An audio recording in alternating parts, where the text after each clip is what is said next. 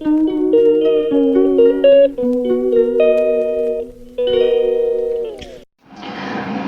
कहते हैं कि पूर्ण संत वही है जो हमारे शास्त्रों के हिसाब से हमें सत्य भक्ति दे, जो प्रमाणित हो। मतलब जैसे एक टीचर है, अगर वो सिलेबस के हिसाब से हमें पढ़ा रहा है तो वो असली टीचर है, क्योंकि वो सिलेबस के हिसाब से पढ़ा रहा है। और बच्चे जब वो सिलेबस के हिसाब से सिलेबस पूरा पढ़ लेंगे, पढ़ाई कर लेंगे, तो पास जरूर होंगे। अभी जितने भी साधु संत महात्मा और मंडलेश्वर और जितने भी ये पंडित और मौलवी और ये पादरी जो प्रीस्ट होते हैं और जितने भी बाकी हैं, इनका किसी का भी ज्ञान हमारे शास्त्रों से मैच ही नहीं करता। कुछ ये कुछ बोल रहे हैं, शास्त्र कुछ और बोल रहे हैं। तो ये तो मतलब बिल्कुल ही बेसलेस हमें ज्ञान दे रहे हैं, और भक्ति का तो कुछ मतलब लेना देना ही नहीं है। कैसे कैसे मंत्र बना दिए हैं, उसका कोई फायदा नहीं है। हमें पता चलता है, क्योंकि एक बात मैं और बोलना चाहूंगी, अभी मैं ये बात कंप्लीट कर लूं पहले। तो पूर्ण संत की ये पहचान है कि वो शास्त्र अनुकूल भक्ति मार्ग बताएंगे, और वो हर शास्त्र में प्रमाणित होगी। और सत जो हमें मंत्र देंगे, सद्भक्ति देंगे, वो भी प्रमाणित होंगे।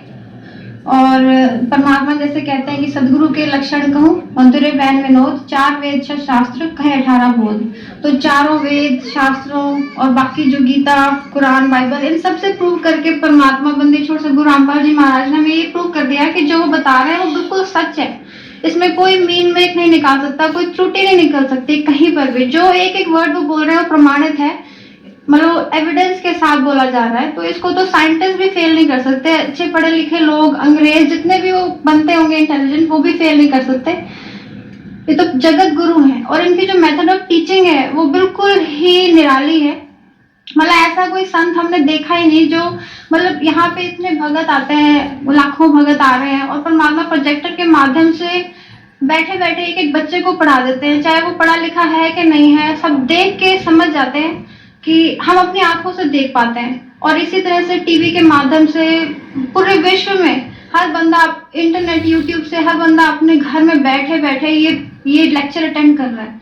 ये जो मेथड ऑफ टीचिंग है जगत गुरु ही कर सकते हैं, और इसीलिए वो उनको जगत गुरु कहा जाता है, परमात्मा बंदी छोड़ सदगुरु रामपाल जी महाराज को, क्योंकि वो पूरे विश्व को एक साथ क्लास लगा रहे हैं उनकी, और हमारे लेक्चर पूरे करवा रहे हैं। मतलब ये मेथड ऑफ टीचिंग इतना, और परमात्मा के एग्जाम्पल्स जो परमात्मा देते हैं इतने यूनिक है कि हमने कभी ऐसे पहले कभी, इतने सिंपल भी होते हैं, और ऐसा लगता है कि हमें ये बात पहले समझ क्यों नहीं आई। हमें कई बार लगता है इतनी सिंपल से तो बात थी। परमात्मा जैसे समझाते हैं पूरा ट्री का बना के कि भाई उल्टा लटका हुआ पेड़ है और सीधा लटका हुआ भक्ति, मतलब किसी बच्चे को भी समझ में आ जाता है कि हाँ ये ठीक कह रहे हैं और ये बिल्कुल एक गलत पूजा है। ये मार्ग ये किसी तरह समझाया ही नहीं किसी ने, क्योंकि वो टीचर ही नहीं है। जो टीचर है और जो परमात्मा है, परमात्मा ही कर सकते हैं, इंसान के बस की बात ही नहीं।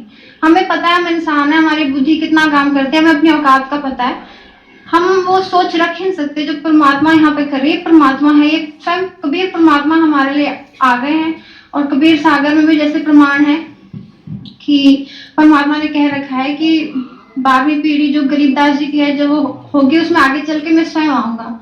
तो जिस परमात्मा के एक वचन से पूरी सृष्टि निर्माण हो रखी है, और एक एक मतलब ये सारे भ्रमण चल रहे हैं सिर्फ एक शब्द शक्ति से। जब उन्होंने ये शब्द मुझसे निकाले कि मैं खुद चलकर आऊंगा, तो वो कैंसिल नहीं हो सकते वो वर्ड्स। वो परमात्मा खुद ही आएंगे, क्योंकि अपने बच्चों का दुख अपने पिता को ही हो सकता है, पड़ोसी को नहीं हो सकता, किसी और को हो ही नहीं सकता।